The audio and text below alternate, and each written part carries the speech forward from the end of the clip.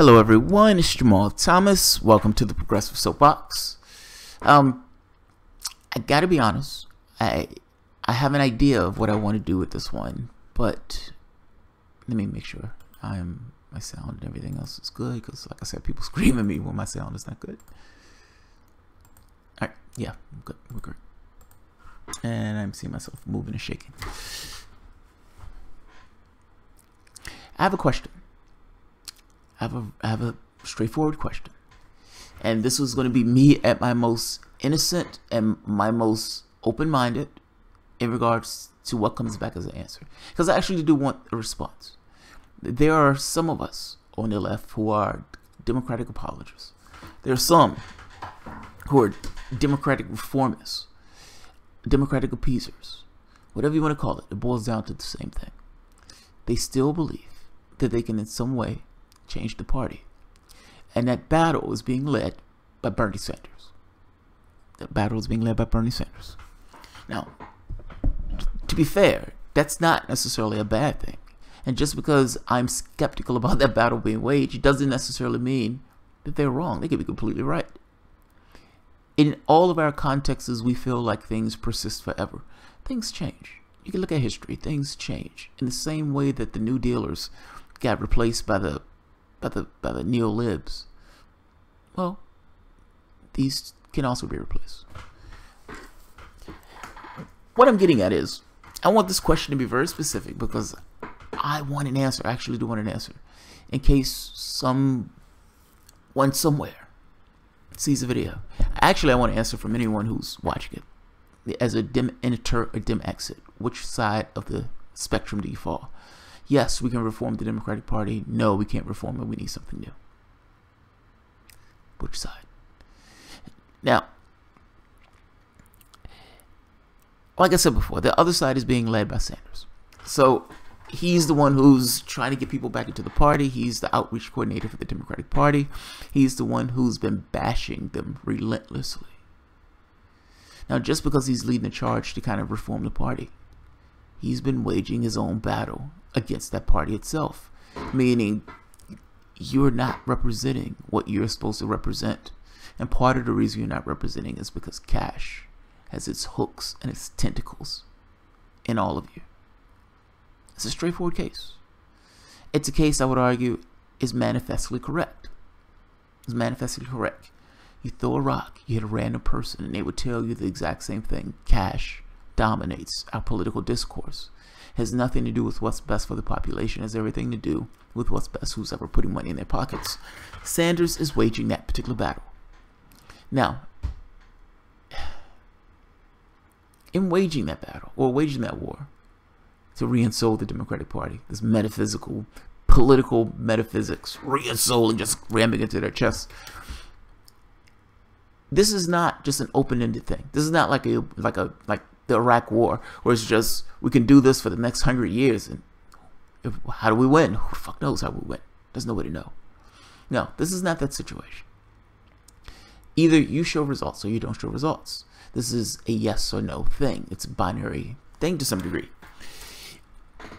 There are going to be battles along the way that gives this idea of progress. I would say one of these battles, one of the most major battles, is the one dealing with superdelegates, open primaries, etc., etc. The reason why I said that's a major battle, Sanders just wrote a political piece attacking it, essentially opening up a front on that particular battle, because I'm sure that Bernie Sanders knows, yes, he was cheated, and B, the levers and the mechanisms that was there to cheat him the first time around, institutional, structural, not just them working behind the scenes, but also this idea of superdelegates and the way they would close the primaries, the way they were able to throw people off the voter rolls. He's attacking that because he understands that if he wants to run in 2020, that needs to be decapitated, or at the very least mitigated substantially. The same mechanism that was used to cheat him the first time around could cheat the next candidate, or if that next candidate was him, could cheat him the next time around the same way. The question is, well, okay, there are two questions, but this question is subservient to the next one. If the Unity Commission ends, I'm just asking, and you still have superdelegates, You still have closed primaries. The issues that Sanders had before were still there, meaning same-day voter registration, all those things, caucuses. All of the issues are still there. Nothing changed. Or it wasn't changed substantially. Meaning, don't give me none of this minor stuff. I'm talking about substantial changes in that particular process. They just splattered across every newspaper. The DNC cheated Bernie Sanders, says Donald Brazil, DNC chair. Now, it's one thing for progressives to say it. It's one thing for WikiLeaks to say it. It's another thing for the person who was in the chair slot to come out and say they were cheated. So the entire country knows that one party was willing to cheat one of the people in that particular party. So you get a certain amount of political pressure. But what happens if, even though the public knows it, and they still say, we're not changing squat? What is your recourse? What's your recourse? What are you going to do? What I'm asking is, what are you willing to accept? What's the last part? What's the last thing that you're willing to accept? If they tell you, yeah, we're not changing squat, I don't care how much you bitch and moan about it, the public no longer is paying attention, we're not changing squat, we're moving forward. You said we're moving forward, Bernie Sanders, we're moving forward.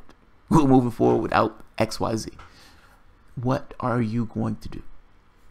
I ask that question that way because if what I posit is true, meaning Sanders full well understands that that process is rigged, even if they're not messing around behind the scenes, that process is fundamentally corrupt in the way that they use superdelegates to exclude grassroots support, or way to use open primaries, or knocking down polling locations. If you know that, are you going to run in the process again if they tell you to kick rocks on any changes? What are you going to do? What are you going to do? And the reason I said this question is subservient to the latter question. If we agree that this battle needs to be won for there to be any presidential race for Bernie Sanders in 2020, then this is a battle he needs to win. That's why I'm saying this is somewhat, what are you going to do? What are you willing to do? Is this a hill that you're willing to die on, considering that this is a hill that you must climb in order to win the presidency? That's the first point. The second point has to do with a thought experiment. A thought experiment. And this is for, this is DemEnter, DemExit, people who are curious, in regards to politically curious. You guys wake up on day after the election. You're in an alternate universe. You're in an alternate universe. Hillary Clinton won. Congratulations, Garnome. You got what you wanted. Hillary Clinton won. Fulfilling Garnome's fantasies, you stand there with a sign. She does all of the ghastly things that you expected her to do. Meaning the indignity of swallowing your pride in order to vote for that woman, repudiating everything that you believe in, all of these moral things that you yourself ascribe to, just to put that woman in that office because you're terrified of Donald Trump. She does everything that you hate. She passes the Trans-Pacific Partnership. She says she reworked the agreement and you can trust her. She's Hillary Clinton. She puts a missile defense shield in Syria and gets into a pissing match with Russia having a short-term military conflict that is still looming to a degree that could be a wider scale conflict. The United States is involved in the Syrian war in an overt way. We're in additional countries. And just to make things awesome, she privatizes Social Security. Just to make things awesome. In addition to passing a tax cut, by the way. Same thing Obama enshrined some of those tax cuts in the law. 2020. It's 2020. Ted Cruz is on the ballot. What do you do? Does the logic that held true for, God damn it, I gotta vote for this woman because this guy is such a maniac, does that same logic hold true for the theocrat Ted Cruz, who I guarantee you, for however bad you Donald Trump was, Ted Cruz will be worse. He's competent. He's competent. What do you do? What do you do? What do you do? It's your choice to say, all right, I got a knuckle under, I vote for her again. 2024. Some regular shill that they put up, some milquetoast Democrat, random Democrat, corporatist. He slides a little further to the right. You have another batshit crazy Republican. Rick Santorum comes back to politics. Rick Santorum. What do you do? What do you do? It's the same logic holds true. God damn it, I got to vote for this shitty Democrat again because Rick Santorum is a theocrat. What about another 4 years? Another 4. In perpetuity, you found yourself in this time loop of voting for the exact same person over and over and over again, with it getting a little bit worse. Because at a certain point, it becomes explicit. Meaning the things that you expected your Democrat to do, they would give you hints. They would say certain things. They would throw you certain bones. But at a certain point, it just becomes an explicit understanding that we're to the right. This is the way things are now. And the viewpoint or the dynamic between the left and the right continuously slides further to the right. You believe that because Democrats move to the right, the Republicans are going to say, they agree with us now. We can just stand right here. Or do you believe they're going to become more batshit crazy? They're going to move further to the right. Of course they are. Democrats have ceded ground. Now, I make this point to say you've gotten yourself into this losing quagmire. Your party, the Democratic Party, at one point had some agreement with labor. There was this kind of association with labor, the poor, the workers, etc., etc., etc. And in which case, the public itself had an avatar of their will.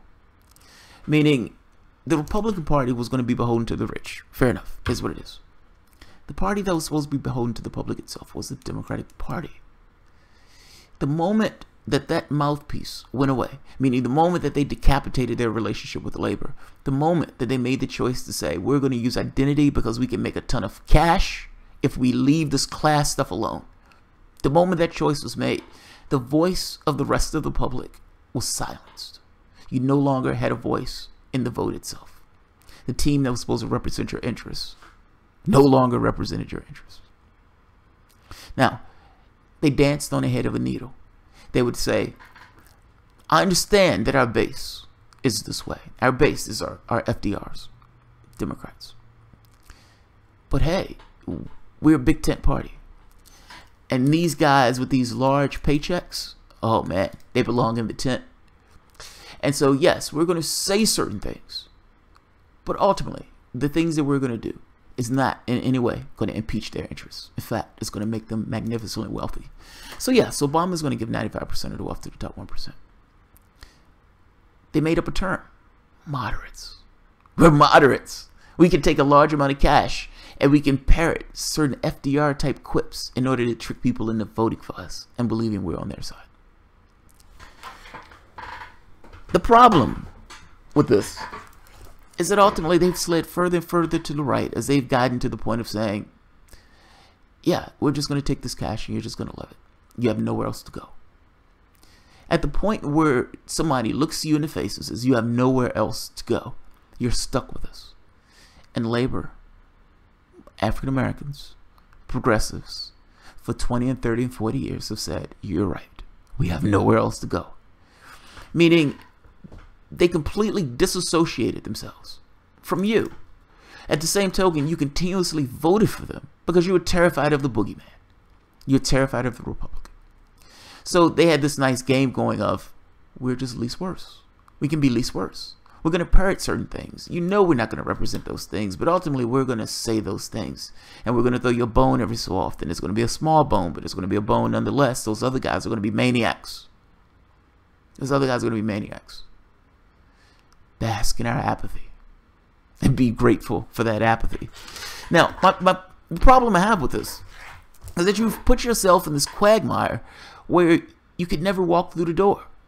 If they say, where else are you going to go? You're stuck with saying, you're right. I can't go anywhere else. How is that in any way going to change anything in this political process? You continuously vote for the same people over and over and over again, expecting to have different results, even though you're doing this exact same thing. This guy's at least worse. This guy's at least worse. This guy's at least worse. Here's the problem. You voting for that Democrat is still going to be doing things in that office. Now, technically, in your head, I voted against the Republican because the Republican was a maniac. The Democrat is still going to be doing things in that office. You're scammed. You're scammed. How on earth is this affecting your objectives? The reason why I asked the question beforehand on what are you going to do if none of the things that you want get affected with this kind of sham of a unity reform commission or whatever it's called, if nothing takes place by that, what are you going to do? It would seem that they would have called your bluff if you don't do anything. You're almost compelled to act by the very act of them doing this, by the very act of you creating this battle on this front. It shows that you have some understanding that, oh my God, I need to stop these things, because if these things go for 2020, we're going to get shafted again. That's the first point. The second point is, what do you do as a person to have some kind of leverage against something like that? That's the second point. The third point is, from a democratic strategy standpoint, if you're always willing to vote for the Democrat at the end, regardless of what the Democrat does to you, then your vote is perfunctory. They have you by the short and curlies. They don't care about your interests. My mom having a conversation with me saying, well, baby, you know, boo, they have to change. It's like, why? Why? You voted for them. Like, you've proved their model correct. Ultimately, you had a situation where Donna Brazile came out saying they cheated one of the candidates, outright cheated the guy. In addition to outright cheating, they've been purging other members from the party itself that were supporting Sanders or Ellison. That was known. Wasn't a mystery. They've lied the entire time with the whole cheating thing. It never happened. It never happened. It never happened. Okay, we just want to move forward. We just want to move forward. For a year, they've been lying through their teeth, talking about unity when 20 million people left the party, 15 million left the party. I'm just saying, at which point do you take this and say, I'm done? And if this is not the point where you say I'm done, when all of these things have taken place, when these guys have lost all level of legitimacy all throughout the United States, if this is not the point, then what? Then what? Where is your leverage? If in every situation you're willing to vote for them, essentially the wife that gets thrown down the stairs, the wife that gets battered, the husband that gets stomped and kicked, I fell into a door. I fell into a door. If you're not going to own up to the fact that you're being beat up and roughed up and being, as Jimmy Dore would say, gaslighted and being taken for a ride, they tell you certain things in order to get you to vote for them.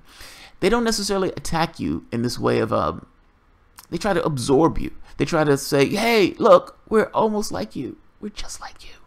Like Bill Maher. I mean, I know we cheated, but I mean, come on, they're almost the same. They're almost the same. So this is kind of my point. At which point do you say, I'm done? And if there is no point in which you say, I'm done, then your vote is perfunctory.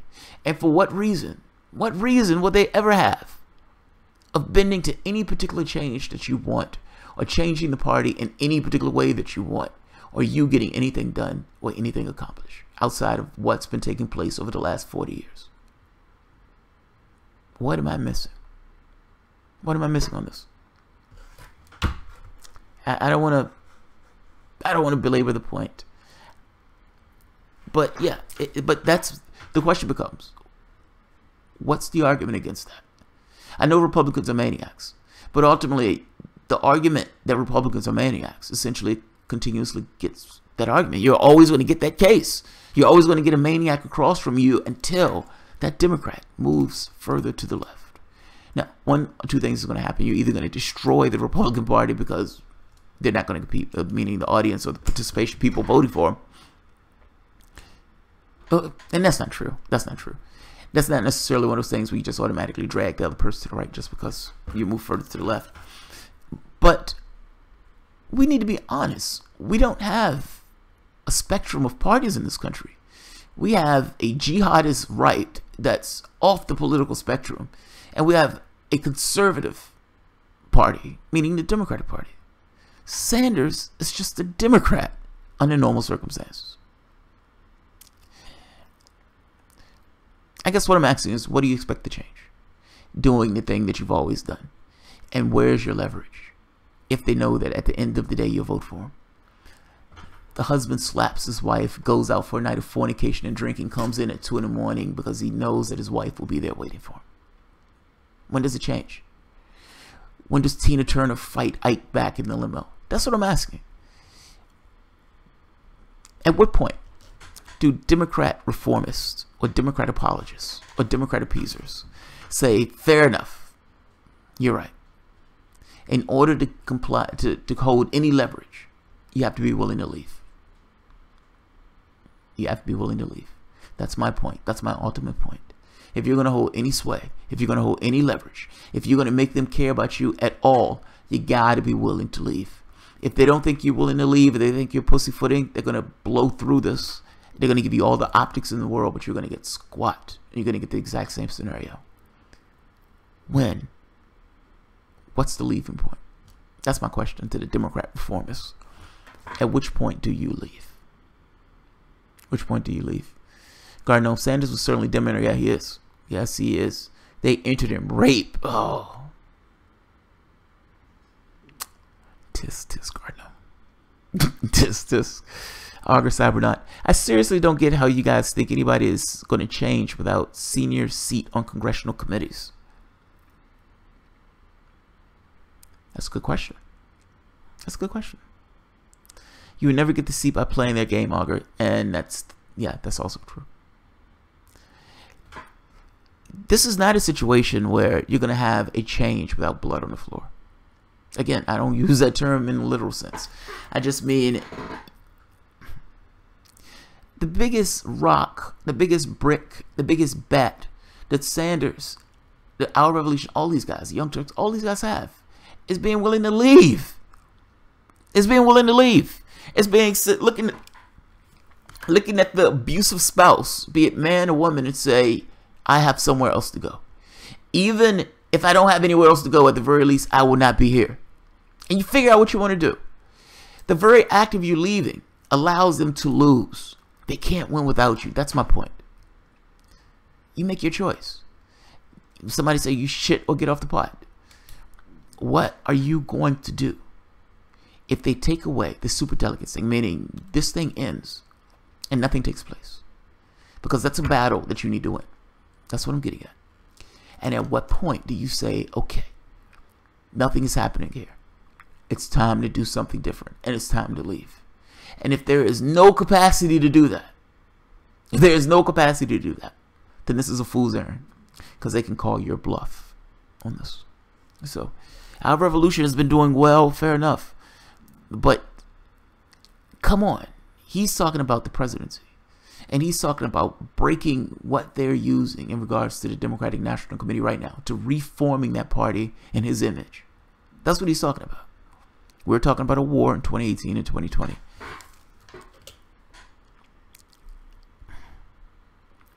Yeah, man. You can't have a bloodless coup in this way. Yeah. The question becomes, what do you do? What are you willing to do? At this point, the best thing you can tell them to do is fuck off. Yes, I agree.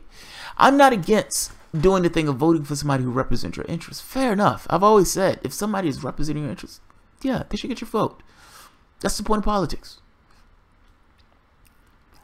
I have great reservations about that party, however.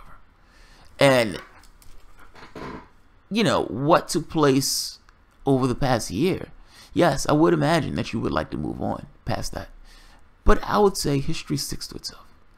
And it gives some context to what you are. I mean, that's kind of the point of memory. What takes place in my environment? What are the things that I need to remember that took place in my environment to keep me alive and to survive? Hey, I was cheated. Millions of people were cheated. This was a party that did the cheating. Now, but that's a different question in regards to Sanders saying, I want to try to take power, so I'm trying to play XYZ game. Whatever game you're trying to play, you need to destroy that particular edifice. That superdelegate thing. Because that is going to bite you in the ass every time. Maryland, Democratic leader Chuck Schumer says for every blue-collar worker we lose, we'll pick up a middle-class voter. Democrats no longer support labor. There you go. There you go. The idea that a Democrat is making this point of we'll pick up a blue-collar. I mean, you know, we may lose the workers, but we'll pick up some other rich fuck. Yeah. Chuck Schumer, ladies and gentlemen. Chuck Schumer. I agree that a Supreme Court challenge is in order. We need to involve the judiciary. We need the force of superdelegates and privately controlled party system. Agreed. Agreed. You heard me ask Jared Beck when he was on the show, is it possible to use the law to challenge that? essentially using what is it called, antitrust laws, because ultimately the Democratic Party and the Republican Party are just two corporations. All right, if they're two corporations, that looks like a monopoly to me. I don't know of no other edifice in our country that has a monopoly in regards to like just two companies for the entirety of the business. So come on. Yeah, you're right. I agree. Jared didn't seem to be hot on that idea. Like, I guess for me, I was interpreting the law in a particular way. Laws are flexible. You use them in the way that you need to use them. Obama was using the espionage law in order to go after whistleblowers. Those things are interpretive. They're not absolutes. If there was any caveat, if there was any space to use something like that, and I was a lawyer, I would use it in a heartbeat. I would use it in a heartbeat. Let them make their case in court on why they don't have a monopoly.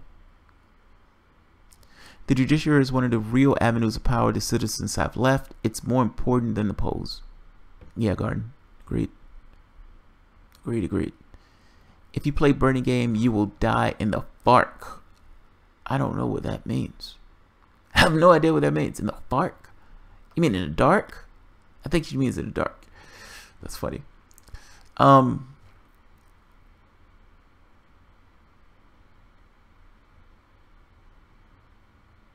Jenny Lynn, High Fly. What's happening? Jenny, Maryland DNC purged all progressives from the Rules Committee, including the only Muslim member, James Zigbee. This is kind of my point, right? I mean, come on. This is kind of my point. We're going to purge your members off the Rules Committee. We're going to lie to you and tell you that we weren't cheating, even though we were cheating. We're going to lie to you and tell you we're completely impartial, even though we were in no way impartial in regards to what we're doing. We're going to lie to you and tell you we're having a unity committee. When people turn their heads out, we're going to purge all those progressives off the committee. At which point? Like, at which point? At which point do you say, okay, this isn't working? This isn't working. And by the way, if you're talking about saving the Democratic Party, a third party is a better way to do it. If you have nothing to threaten them with, nothing will change. This is about leverage. This is about leverage. You know what has leverage? Scaring the shit out of them about leaving the party and having a mass exodus that's overt. Not this 15 million people that left in, in silence and in secret. No, I'm talking about a mass exodus, a call for a mass exodus by one Senator Bernie Sanders, by one Nina Turner, by one TYT, by one etc., etc., etc. Where's your leverage? I just fundamentally miss this. Like, how is this a great idea? I'm missing how this is a great idea. If this Rules Committee, explain to me, if this Rules Committee comes back, and this Rules Committee says, or whatever the committee is that's making this choice on the whole superdelegates thing, and they say, we're not changing. We're not changing squat. If that takes place, what do you do? Certainly that's the last indignity. That's the last indignity. And if that's not the last indignity, meaning if that's not the last time we say, okay, we need something different, then the one last indignity would be you running in the rigged race, knowing that the race was rigged from scratch. Because, as Deborah Wasserman-Schultz said, she might have been incompetent, but at the very least she knew exactly what she was talking about. This is to keep out grassroots movements. I'm fantastically curious. I'm fantastically curious about this. Yeah, I don't see how my line of thinking is wrong on this. No, honestly, don't. I don't see how you get anything to change by doing the exact same thing you've always done. Particularly when they know that you're so terrified that you're going to vote for them regardless. You're going to vote for them regardless. Imagine the indignity of people who supported Sanders. Those people crying at the DNC convention. They turned noise machines on some of the people who were there because the people were bitching so much about them being cheated. And have the last indignity to have the guy who they were crying over, the guy who was cheated, to say vote for Hillary Clinton. They do so, and she still loses. She still loses. Yeah. I'll leave my spill at that. I don't want to bitch too much. But it just... And again, I'm not an absolutist on this. Like, so it's not a, you should never support X. No, if somebody represents your interests, I don't care if it's a green alien. Vote. Put him in that office. Stomp for him. Fair enough. And look, I would vote for Tulsi Gabbard, so fair enough. But at which point does it change? That's what I'm missing. I just missed the point at which it changed. That's all. I think Hillary paid Putin to get Trump to run against her. Oh, snark. That's... I need a little bit more for that one. Jamal, can you envision a movement actually leave the Democratic Party when fear of the Republicans is used to herd people back in? This is kind of my point. Nothing ever changes. And at some point, somebody has to walk through that door. Meaning, this country has allowed this behavior to be instantiated into politics. You've allowed corruption to just be part of the political discourse. Yes, this guy got a huge amount of money, and we're supposed to believe that that person getting a huge amount of money in no way affected the votes of that particular person. That's fucking insane. Media props this up as if these guys have superhuman integrity, that when they're getting paid, they're not leaning to the people who are actually paying them. People understand this. Now, they're terrified of the two-party system in the sense of, you know, you have these people who are terrified of Republicans. And they have good reason to be so. But they completely and fundamentally miss that the reason why the Republicans are that batshit crazy is because Democrats ceded that much ground. It's not like they're that popular, meaning Republicans. But it's just Democrats are also in the shitter in regards to popularity. They don't ask the question of why. And it is immensely problematic to cheat one of the people in the primaries, to have 15 million people leave the party, and for the party itself to lie, continuously lie. We're united, we're united, we're united, we're so united, we need to have a unity commission. That's how united we are. We need to have a unity commission. There's so much unity here. There's so much unity. We need to have a commission. I don't like people lying to me consistently on this way. And I don't understand how lefties, after living through this for a year, looks at this and says, let's keep working at it. Let's keep working at it. Yes, they lied to us constantly. Yes, they cheated us. Let's keep working at it. This just seems insane to me. That's all. This seems insane to me. At which point does things change? When you continuously vote for the guy because you're terrified of the other guy? That's my question. At a certain point, you're just complicit. Either you eat your supper now, you eat your supper later. But nothing changes unless you get rid of this kind of soothing status quo thing that takes place. We're going to hit a rock. I mean, whether we're talking about ecological or whether we're talking about economic, we're doing hazardous and disgusting things to this planet that's going to bite us in the ass. And we have no political apparatus at all that's capable of dealing with any of it. Capable of dealing with any of it. So I understand Republicans are batshit crazy. Fair enough. Fair enough. But your interest is not served with Democrats. And if anything, it's been eroding year after year after year. If you don't believe me, look at unions. Look at unions. Unions were thriving and strong at one point. They've hitched their star to their wagon to the Democratic Party, and they've been attacked relentlessly. Bill Clinton put a knife in their back with NAFTA. Obama tried to turn it with TPP. That's the Democrats. Those are the people who are supposed to represent labor, attacking and destroying labor. And what makes it so bad, the one piece of legislation that labor actually wanted, the employee free choice, that would have allowed an increase in unions, they didn't get it from Obama. They didn't get it. I'll give you this, I'm Obama, I'm hoping you. Oh yeah, I can't do that. Sorry, I can't do that. I know we said we were going to give you that, but no, we're not. We're not. Think of the number of unions that were attacked. Scott Walker decimated those unions in Wisconsin. Democrats stood on the sideline. Obama and the White House stood on the sideline. You understand why, though? You need to understand why. That's the point. These things are antagonistic towards one another. These two sides, calling themselves a moderate, is their way of trying to merge those two sides to make it, give it some other name. But ultimately, you have the progressive group, the lefties, the people who may be socialists, anarchists, essentially the people who are actually on the left. They are not unclear about what they are. They are on the left. These people are antagonistic towards the capitalist class. The capitalist class is the class that gives the Democrats money. Democrats take that money. They say we don't have a choice but to take this money. And because we take this money and because we lean in their direction, we call ourselves moderates. Now mind you, another word for this is just being bribed, but they call themselves moderates. Now you can understand it if you're saying you have a big tent. The aims of the capitalist class and the aims of the exploited are very different. No, the capitalist class does not want you to pass a union stake. They don't want unions stronger. It runs against their interests. So who's the Democratic Party going to go for? Well, clearly they went for the party who's giving them the cash.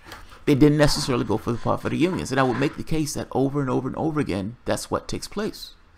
It goes towards the capitalist class. That's the class that gives them money. That's the class that gives them donations. That's the class they actually represent. They have a continuity in regards to messaging that goes back to FDR. So they keep with the continuity of messaging. It doesn't necessarily mean that there's reality to the messaging. They may be a little sweeter than Republicans, so they can still use some of the, the tired lines. But be clear about what takes place and why it takes place in this way. Be clear about why this takes place.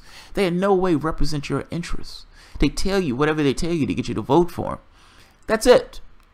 That's it. Now, you believe that Donald Trump is horrible, and Donald Trump is horrible, by the way. But at which point do you actually change something? If you take the scientists at their word that we're going to hit an asteroid, we're going to hit a rock,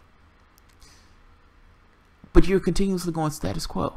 It's as if we're at post-reality, like that we can just go on in perpetuity forever doing the exact same things that we're doing, even though we know these things are hazardous, these things are destructive, these things are destabilizing the environment, and yet there is a continuity break, or this like cognitive dissonance between what takes place in regards to status quo versus the actual environment and the damage that's been caused in that environment. Those things can't go on forever. At which point do you take your medicine? That's the point I'm getting at. At which point do you take your medicine? And do you just go on in perpetuity voting for status quo? Because that seems to be the strategy. When do you say no? When you say no, that's what I'm getting at. When you grow up, when you say no. Even if you don't necessarily have something specific, at the very least have the balls, have the vagina, have the whatever you want to call it, to say no. No. If you leave this house tonight, I won't be here when you get back. Yes. I'll leave it at that.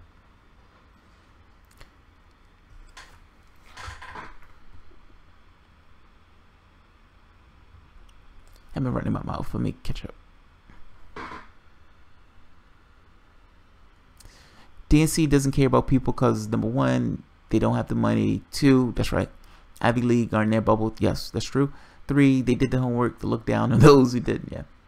Another question. Where's the money Donna said broke? Did not buy or spend on the down ballots or Hillary Clinton campaign. Yet got all this money. Where did the money go? Who got it? You know, the DNC's things are a black box. Like that's been something that kept coming up in TYT Politics. Nomika was interviewing somebody, and she was like, "Yeah, this is, the DNC things are a black box. Nobody knows how those things are being spent." Donna Brazile herself, in that piece, the only person who knew how that stuff was being spent was Debbie Wasserman Schultz, and she turned all that over to Hillary Clinton before the primaries were even over with. Corruption, man. Corruption. Oh, tastes like chicken.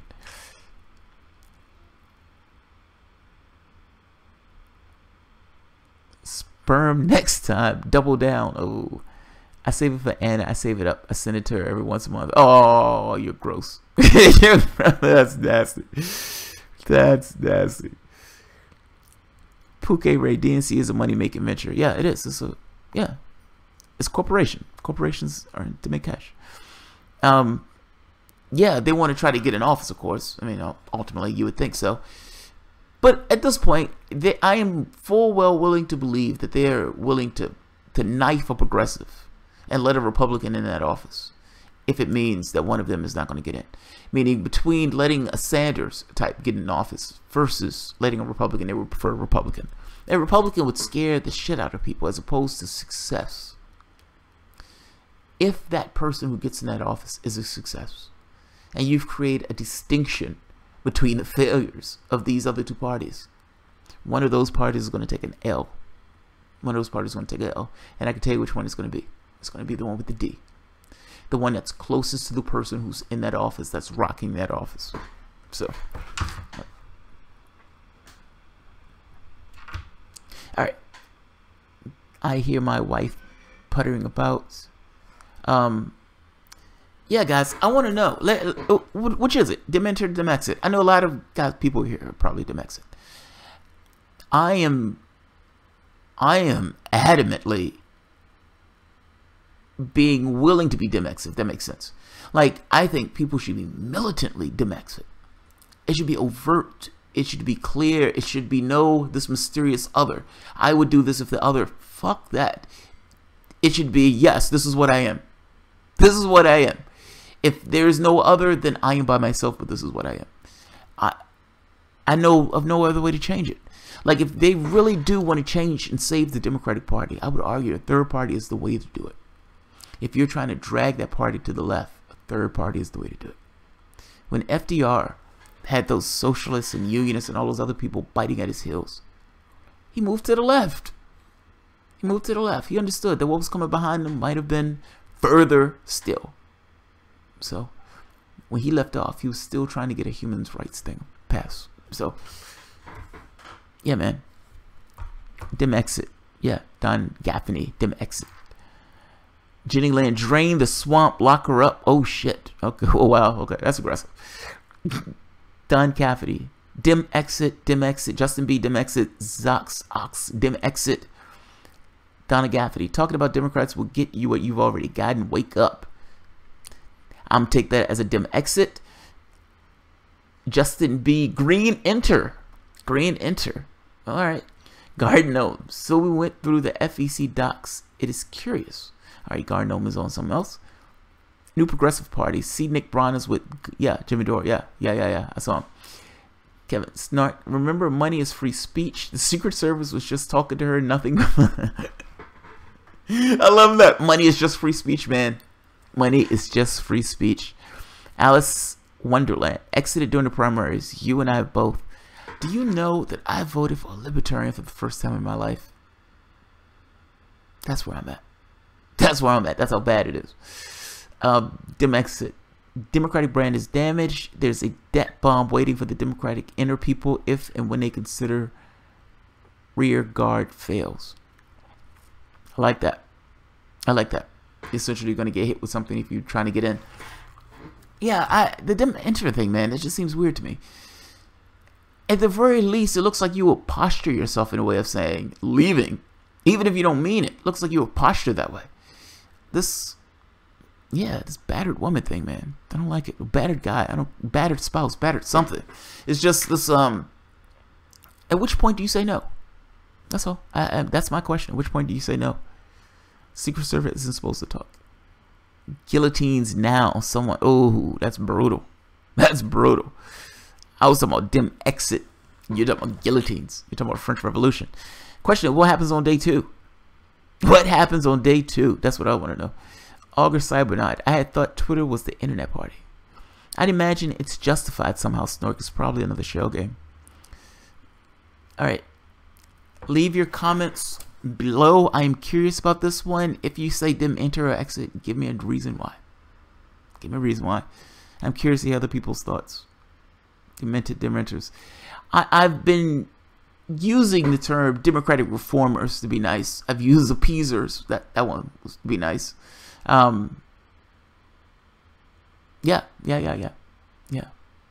Anarchy now. No masters, no hierarchy. Yes and no. Yeah, it's funny. I lean towards the anarchist thing. Because it just feels right to not necessarily have hierarchy in that way. Like, I don't want to necessarily have anybody over my head. There shouldn't be this thing where some people in society are better than others. I don't give a shit, cash or otherwise. For whatever reason, our society has this thing of status associated with cash. Status isn't real. That's not real at all. The money isn't real, for that matter. And yet, the society conforms around it as if it's a real thing. It's amazing to watch. It's like magic.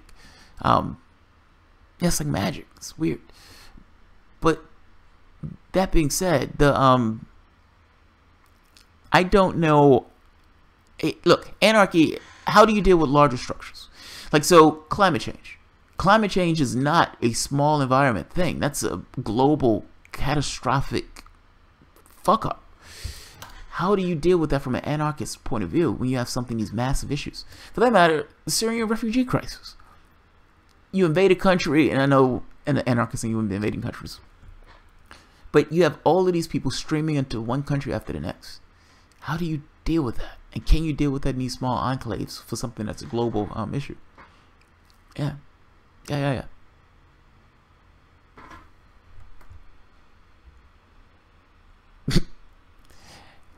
Yeah, cash is not real, but doesn't necessarily mean that everybody else is not under the illusion. The illusion is very real. Fucking hypnotized. Jenny Lynn, it's made up system, not human nature. Yeah, exactly. True value in the United States. Third party is like the first battle of the Revolutionary War, all different uniforms. The first battle of that war is saying no. It's saying no. I'm sorry. It's not the third party. It's not the third party, dude. The third party is important. Don't get me wrong. Don't get me wrong. What's important is being willing to say no. To get to the point where you can say no. You can't make that cognitive leap to a third party until you get to the point of willing to say no. This is kind of my point. The break that these guys, I'm asking for the unions, for Nina Turner, for Bernie Sanders, for all these groups. At which point do you say no? At which point do you say, fine, it's not going to work? Because I guarantee you, the point where you say, fine, it's not going to work, is the point where you start getting a little respect. Up until that point, they have no reason to change at all. Either you are going to win outright, meaning you beat them outright. You put your candidates up and you take their candidates out. That's one way. Or you transform the party itself, meaning you make that party bend to your will, even if that means the party needs to lose. It's not that it's nice. It's not that Republicans getting elected is fucking awesome. It's just having a certain amount of self-respect to not being treated a particular way. And at the very least, understanding who you are in relation to that particular party. You are not Democrats. You are something fundamentally different. That is a conservative party. You're trying to meld yourself into a conservative party, and they're telling you any and everything that they need to tell you to keep you there. You need to get to the point of saying, no, I'm done.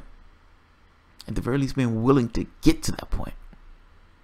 If you're not, then none of this stuff matters.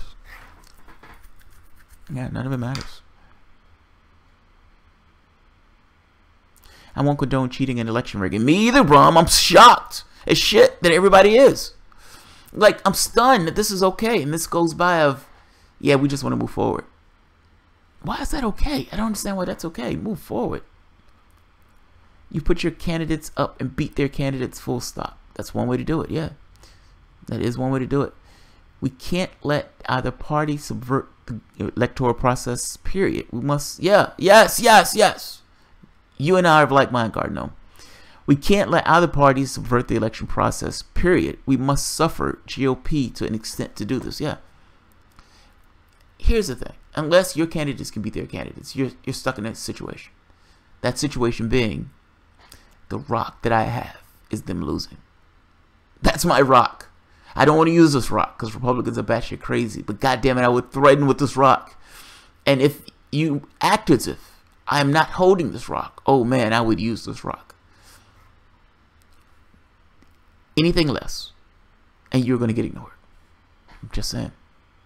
I'm just saying. Is DemEnter actually popular? I mean, the TYT crowd seems to be. I mean, Nomika Kantz is what? She's a delegate or something. She works in a unity commission. Bernie Sanders has been the lead sheepdog for the Democratic unity thing. I mean, yeah, to some degree, yeah, I would imagine so. If Bernie Sanders is the most popular senator in this country in spades, then yes, I would imagine him pushing for this thing of unity may be popular to some degree. I would imagine on the far left, not so much. I would imagine on the far left, not so much. But somewhere in the middle, maybe. I have a valuable alternative to Venus Project coming. Uh-oh! Ghost Nork? I want to hear this. I want to hear this. How did you deal with the issue of incentive? Like, so, in any transition to the Venus Project, in my head, I would imagine that this, okay. There are two things. I know of no viable path to get to the Venus Project the way Jack Fresco thinks of. And it feels like there will be a collapse and something catastrophic before it gets to that point. That's the first point. If there is a path to something like that, there would have to be a revolutionary change in value system and everything else to get there. So bake that into the cake. When I think about that, I think about it from our perspective in regards to how do you meld and shift into something like that, and the view that, and the change. There would have to be a change. Human beings will have to be more rational at that point. Now, but there is a catch. How do you get people to do labor that they don't want to do? Like, so say for instance, 90% of the labor goes away. You have technology doing most of the labor. 90% of it goes away. That's great. People can be people now. You have some kind of energy source that creates gross sludge or something. But it is safe. It is clean energy. But you need somebody to clean out those filters. And you need the right many people to do it. How do you create an incentive for those people to do that, when for the most part their needs are met? Now, no, they're not working in the same way we're working. They probably retire at the age of 30. They're probably only working 3 or 4 hours a day. Fair enough. But what compels the labor at this point? And is it enough to say patriotism to compel the labor? In the same way that the military has, you know, people are like, I'm going to go and die for my country and I'm going to murder for my country, that type of thing. Can you instill that particular brainwashing into the individual in order to get them to do community service? Meaning that guy's a patriot for stuff at home. And patriotic doesn't necessarily mean murdering people abroad, but actually doing things at home. That's fascinating. I don't know. Human beings are malleable, so it's not impossible to do it. I mean, granted, you have people running off to war right now, killing and murdering people. When they get back home, they don't necessarily do the same killing and murdering. They justify it based upon the society itself saying this is patriotic. They've been brainwashed for a particular thing. So just as a you know, point of fact, it probably is doable to get that. Fair enough. At some point, human beings are malleable. If you can convince somebody to kill themselves or blow themselves up, then yes, you probably can convince somebody to do labor for the government in that sense. Particularly when you know your society, for the most part, runs off that. Like, you have everything that you need. You have everything that you want. Would you do X, Y, Z task if you have everything that you need and have everything that you want, and each person knows that, you know, that society supplies all? It's almost like a social contract that each of you have with each other, but you're evolved enough to understand that there is a social contract with each other. Yeah, maybe. My question is always, how do you get to that point? What are the politics to transform your society to that point without having some kind of global catastrophic collapse? I don't know. I don't know. I would imagine it would be one step at a time. You figure out those one steps and slide your way over. But there has to be a sea change. There has to be a change in the way people perceive their worth, their value, and their relationship with the planet itself. So I'm absolutely looking forward to a snort. I want to see it. I want to see it.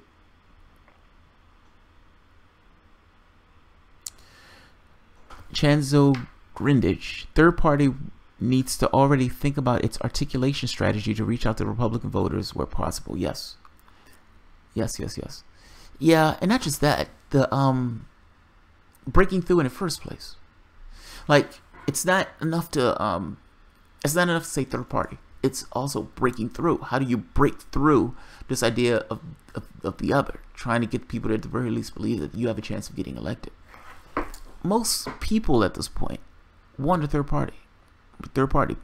People wanting a third party is over 50%. So it's not the one of third party. It's the overcoming the hurdle of getting people to say, okay, yes, this particular party has a chance of winning, and so I'm going to vote for this party. Otherwise, regardless of what those people want, those people are going to end up voting for one or the other. Strategies. How do you break through? How do you break through? Snort Y2K. I got a contract from Fresco and turned it down. No way! No way! No way! Snort Y2K. Define what you mean by the term incentives. If I'm not sure what he means, but well, I can't just. I'm not sure what he means, but here's what he means. Yeah, I can't do that. There are giant gaps of logic. Fresco assumes too much and ignores too many variables. Yes, he does. I agree with you on that. I agree. That's why I always say I lean towards the Venus Project.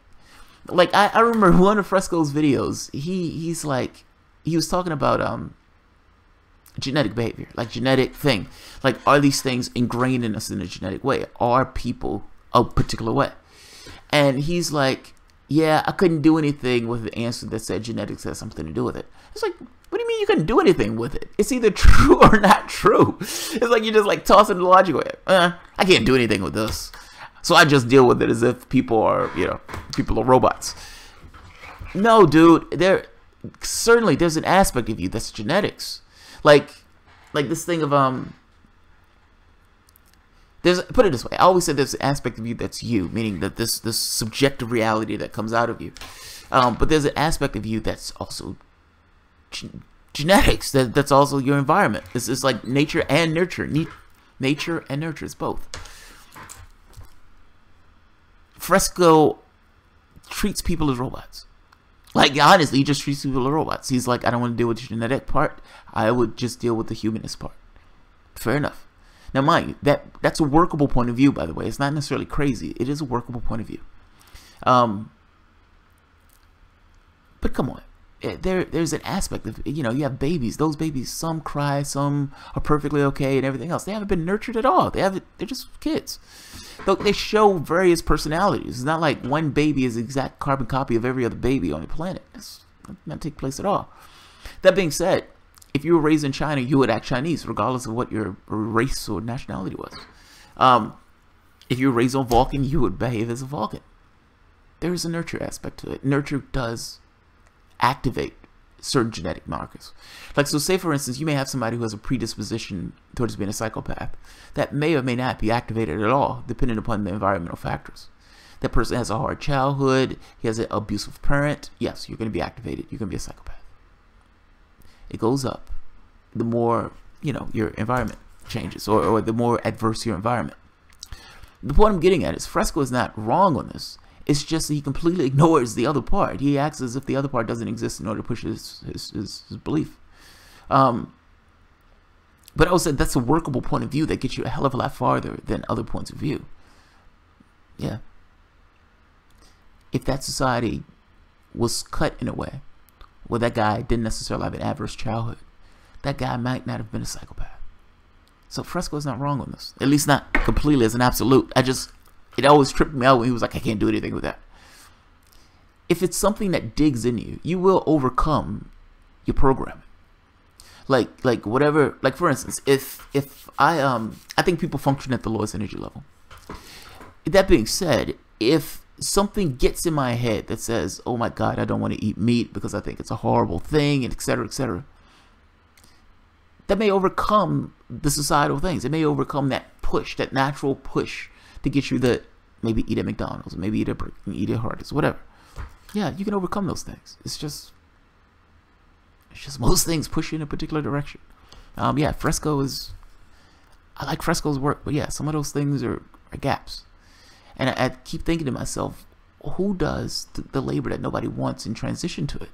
But to be fair to Fresco, he's always said that this wasn't a complete system. Like, ultimately, those things that people would have to tweak and update.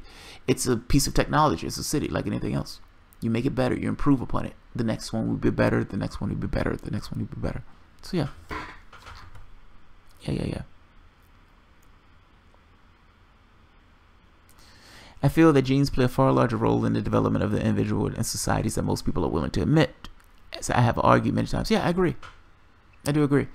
They did that test where they would show a famine, and they would show the weakness in the genetic line going for like multiple generations, even way beyond the people even knew the famine existed.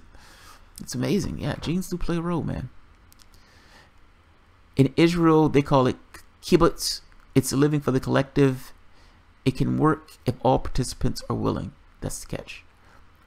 No, resource is not barter. In resource, you own nothing. For instance, on the island of Tawara in Kilobrata, someone can walk up to you and say, I bubuti your hat, and it's theirs. Yeah, see, I'm not that far into it. Like, that's where you lose me. If I have my chessboard, I don't want anybody walking up and taking my chessboard. That being said, I think it's perfectly reasonable that if there's a supply or something like that, you go to like a library. I guess in my head, I envision like a library. You need X. You have access to X by going and getting X. And maybe you go to a store, distribution warehouse. I need to mow my lawn. Here's your thing. Have at it. You bring it back when you finish. Like, it's not, to me, taking it from somebody else in that way. It's the society itself providing access to the things that that society needs. And also, you got to understand, this technological society is not a carbon copy. Like, it's not one of those things where the amount of variation would be amazing. Like, you're talking about a society that people can change and customize and everything else, the things that they want, as long as it meets certain parameters that some computer or something else is probably going to make sure it meets that particular parameter. You can customize your reality. You can customize the things that you get. You can customize the things that you need for your household. All this stuff. Yeah, I like it. Again, there are kinks. I would imagine there are kinks. I would imagine there are things that you can't see from where you are. But let's stop pretending as if this is not a terrifying reality. Like, you're okay with the way the world is right now just because you're used to the world being the way it is. How much death? How many people are being starved to death? How many people are at war? How much violence is created by poverty? All these things. Think of all the terrifying reality that you live in. If we're going to compare systems, that needs to be quantified. That needs to be quantified. The Venus Project hasn't killed anybody. And at the very least, it has this objective of getting rid of poverty and everything else. So, it may not be perfect. Probably wouldn't be. You never said it was, though. I guess that's what happens with political systems over time, every time. It doesn't have to, though. I'm a optimist on this. Subject to change. Capitalism itself isn't bad. Any political ideology could be corrupted if the society allows it. No, see, that's not fair. I mean, ultimately, it is the system itself. And what I mean by that is, human beings are going to behave in a particular way in a particular system. Like, you can't turn around and look at the person and say, okay, you behaved poorly in this. Well, he was operating in some software. That software is capitalism. Now, if you tell that person to maximize his profits, he says, I'm going to maximize my profits, even if that means sticking my fingers into the political apparatus. It is immensely foreseeable what was going to take place by propping up this kind of democracy with this kind of capitalistic thing. Of course, an oligarch is going to try to get his hands on the political apparatus. The political apparatus is the thing that compels force. He can be curtailed by that system. So yeah, he's going to get his hands on state. It is immensely foreseeable that they're going to do things to advantage themselves. The problem is the system, it's the software. That's my point. You can blame people in this, but people are going to behave as if the software tells them, the incentives that drives the behavior. I'm not in this thing of, well, people could have just, if people were more enlightened, they would have had a better, no. The way the system turned out is the way the system is. Same thing with communism. The way the system turned out, the way the system is. Yes, you can say, well, if we had enlightened people doing X, well, people aren't enlightened. People are what they are. They're functioning in the software that you gave them, the incentives that are built into the system itself. That's how they're functioning. This is what that is. This is what that is. So, if you think this is fucking awesome, then capitalism is great. If you think it is not, then yes, you would have qualms. You'll be a malcontent. Open source technology is a certain part of what the future is going to look like. Yeah, it really is. I mean, I was talking to somebody and they were telling me all the stuff that was like the big ticket items that are running on open source software. And look, for my career, we get the stuff away all the time. We package projects and all and just, hey, you can have it. Have at it. Have at it. We just want name recognition. All right, this has gone an hour. I am going to get some food in my belly. It involves bacon. It involves bacon. I'm telling on myself right now. So, thanks, guys. I appreciate you guys showing up. My format to the show is probably going to be the first few minutes talk, and then afterwards bringing in the audience. I really am thinking about bringing in the phone lines again. Like, I'm really thinking about it. It's one thing to read out the chat. It's another thing to have the person read out their own chat.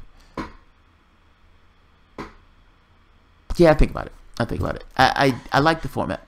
I guess I'm looking for more interactive. That's all. Alright guys, if you enjoy the content, feel free to share, like, subscribe, and of course, you can always support the work through Patreon. By the way, I am going to get some shirts made called Bitter Enders. Bitter Enders. I liked Last Refuge of the Bitter Enders. That's what I liked. I love that one. My wife thought it was too wordy. She was like, that's way too wordy. I was like, but it sounds so badass. Last Refuge. The Last Refuge. Abandon all hope at this point. And there was another one. I forget the other one that we were talking about. I think one was like fucking amazing or something like that. But I love The Last Refuge of the Bitter Enders. I love that. I love that. So whenever I get that, I will show that. She wants me, in her mind, she's like, give one away for your Patreon account. She's like, give one for Patreon. Like have a lotto or something like that. Putting that to the side for a moment. I actually do want to hear people's comments on the DemEnter, DemExit thing.